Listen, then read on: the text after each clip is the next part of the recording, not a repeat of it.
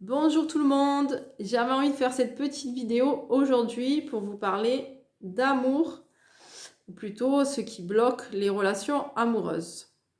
Premier point, je veux vous parler des peurs.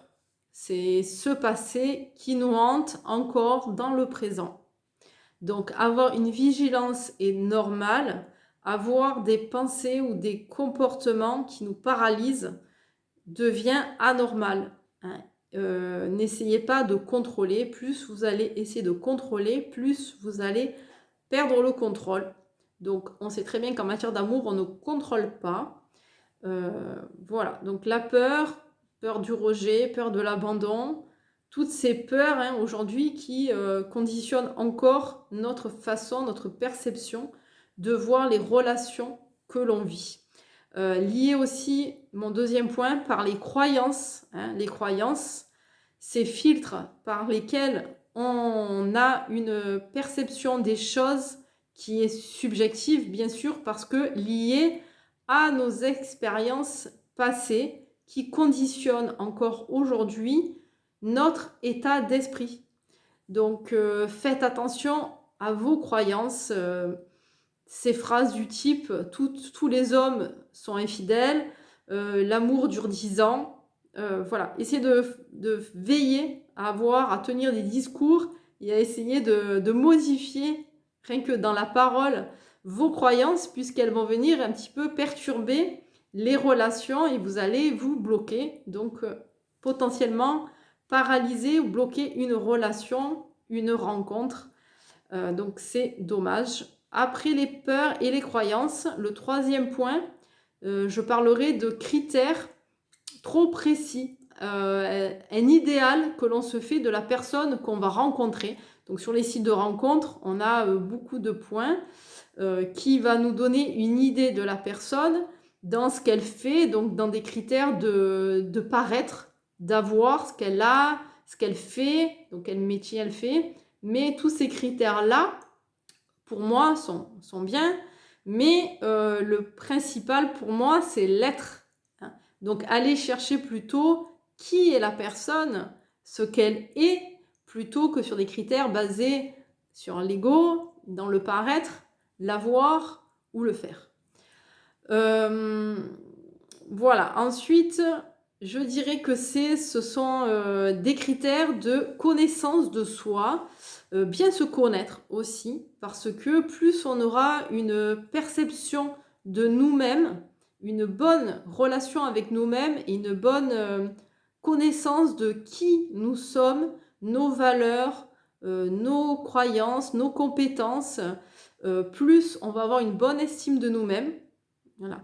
Plus on arrivera à rentrer dans le monde de l'autre et en gardant notre authenticité, rester qui nous sommes vraiment. Voilà. Donc c'est vrai que je pense qu'il vaut mieux avoir une perception de nous-mêmes qui est assez large, assez vaste et assez authentique et réelle pour ne pas, par projection, restreindre le monde de l'autre aussi. Pour rentrer dans le monde de l'autre, il faut aussi se connaître son univers, ce qu'on aime, connaître aussi nos besoins, très important aussi, parce que si nos besoins sont non assouvis ou on ressent de la frustration, on va aller un peu provoquer l'autre, chercher l'autre et pas se reconnaître vraiment, mais c'est parce que on n'a pas pris conscience de nos besoins. Donc attention à cela aussi, attention à ne pas rentrer dans des relations toxiques aussi par une méconnaissance de qui nous sommes et par un manque d'estime de nous-mêmes, un manque d'amour qui nous ferait aller vers des relations toxiques, c'est-à-dire avec des personnes qui ne nous aiment pas de manière inconditionnelle, qui nous aiment pas peut-être pas du tout, mais parce qu'on ne s'aime pas nous-mêmes. Et le problème, c'est que souvent aussi, on va chercher à s'adapter à l'autre, puisque notre monde n'est pas assez bien, nous paraît malheureux, vide. Donc, on va aller essayer de combler l'amour, donc des relations de dépendance affective, qui va du coup nous faire que nous ne sommes pas authentique et qu'on va essayer de s'adapter et se caler par rapport au schéma, à la personnalité de l'autre. Qu'est-ce qui bloque les relations amoureuses? Donc j'ai dit les peurs, les croyances, une méconnaissance de soi, des critères basés, des critères trop précis, ou un idéal de personne aussi. Donc ça, j'en ai parlé. Et le dernier point, je dirais que c'est la coupure émotionnelle. Donc c'est-à-dire que des personnes qui vont se couper de nos émotions. Donc là, il n'y a même plus à réfléchir. On ne peut pas vivre d'amour sans vivre les émotions. Les émotions, ça se vit à 100%. Si on ne rentre pas en connexion dans l'intimité avec la personne, on ne peut pas vivre une réelle relation amoureuse, sincère et authentique. Voilà. Donc, c'est un choix, bien sûr. Il y en a certains qui se disent « Bon, moi, j'ai assez souffert, maintenant, je me coupe ». Vous allez vivre des relations légères, superficielles, mais qui vous amèneront bien sûr pas dans des schémas de relations qui vont vous épanouir, bien sûr. On sait très bien que l'amour déstabilise. L'amour, c'est pas confortable puisque ça va venir nous toucher, percuter une partie de nous qui a par le passé souffert. Mais il faut aller voir le cadeau qui se présente derrière, c'est-à-dire que c'est quand même un endroit qui va nous donner matière à progresser, à évoluer et à grandir.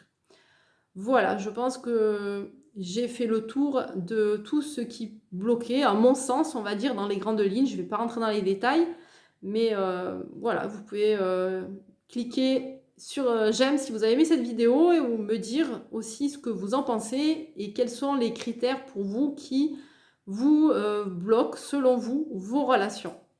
Merci, bonne fin de journée, au revoir, bye bye, à bientôt.